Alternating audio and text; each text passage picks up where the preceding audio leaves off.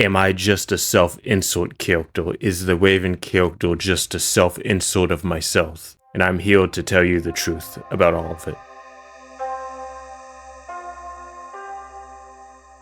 So, anytime you do something creative, you're always going to have somebody putting labels on you and calling you like a self-insult. So one of my first things I want to talk about in this video is objections people make to me. So for example, you see here a person asserts that I made my account just to ship myself with Echo, right? Well, when you actually go to my YouTube account, you can actually see that I created this account in May 28th of 2019, and when was Echo released? Echo was released on April 14th, 2020. To say that I created Raven just to ship him with Echo is just false.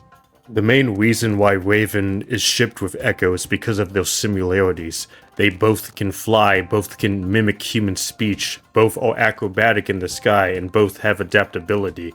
That is the main reason why Raven and Echo are, like best friends instead of just being lovers. And that's another thing. There's a distinction between them because I didn't create them just to be romantic partners. I created them just to be best friends. To prove what I'm saying, you can go to this video called Would Raven and Echo Make Sense for Each Other? That was created 7 months ago. And here is what I said at the ending of this video. He'd feel that the same fate would happen to Echo as it did to Lenore. Raven loves Echo deeply, but the idea of marriage, it scares him, not because he doubts her, but because he knows what it means to lose the one you can't live without. In the video I said that Raven wouldn't want to marry Echo because he'd feel that he'd lose Echo like Lenore. And who Lenore was is, Lenore is Raven's dead wife. He is a part of the Nevermore poem by Edgar Allan Poe, and why this matters a lot is because if I was creating a literal self-insult of myself, I wouldn't have created a boundary like that. For example, look at Bella Swan from Twilight, and what she did with her is she provided wish fulfillment, meaning that she wanted constant intimacy with Edward Cullen. I've killed people before. It does not matter. As you can see, the main focus on Twilight is about intimacy with Edward Cullen, but where do you see this with Raven and Echo? I'm not constantly putting them a form of like some type of like romantic pairing. Like, where do you see me always constantly romantically pairing Echo? I'm not constantly kissing Echo in each and every one of my artworks. You do not see that from me. If I truly wanted wish fulfillment with Echo, then Raven would move toward Echo and get the relationship. Instead, he holds back because of fear and loss because of his past trauma with Lenore. And that is the opposite of wish fulfillment. Even more evidence I have is that I'm not always making art of Raven and Echo. This is an art I did with Raven and Drosel von Flugel from Fireball Charming. I've even created photos where Raven is like separate from Echo, meaning he's by himself a lot of times in images.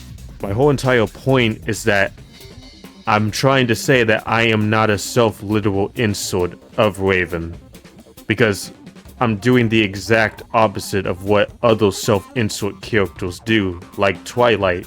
The one thing I haven't talked about yet is I haven't talked about a symbolic self-insult. There's a difference between literal and symbolic. If you go to my DeviantArt page, which is the same as my YouTube, you can scroll down to my biography, and it says here that I have gone through bullying a lot, and I had a rough past in high school. And what this means is that this actually matches Raven's backstory a little bit, because I have used bullying in his story as well. As you can see, that is the difference between literal and symbolic, because in a literal sense, I'm not trying to fulfill my wish of being with Echo. I'm just creating Raven to be part of me a little bit. He's not fully of me, he's just feelings of me. Now, a lot of people are going to take this out of context and say, this proves that you're self-insult. But here's the problem.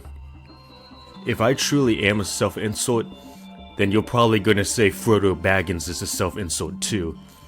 because the author used his own experiences to make the character. He served in World War I, and after the World War I, he used those experiences to create Frodo Baggins.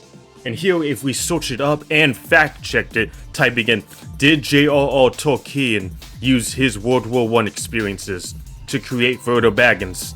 And the answer is yes. To say that Raven is a self-insert character because I'm using my own experiences to create the character to make sense for them to be in a best friend relationship with Echo is to say that thousands of other characters are self-inserts too, like Harper Lee's To Kill a Mockingbird and C.S. Lewis's Chronicles of Narnia, where they both used their experiences to create the story and their characters. So there you have it for the end of this video. For a literal sense of Raven for me to be a self-insert, there was little to no evidence for it at all. I've already explained that my account name was not used to be shipped with Echo, and I've also explained why Raven wouldn't want to marry Echo because of past trauma. There is some artworks where Raven and Echo do have intimate moments, but that does not automatically mean that I'm always constantly and considering making more and more intimacy moments of Raven and Echo, because that is not my goal of Raven and Echo. They are just to be best friends. Now, the final thing I want to talk about is, did I use Raven as a symbolic character to make a self-insert out of him? And all I will say is, I respect your opinion if you think I am a self-insert because I have used experiences of myself to create him, but if you use this opinion, just be prepared to call even more characters self-inserts, because a lot of authors do the same thing as I'm doing.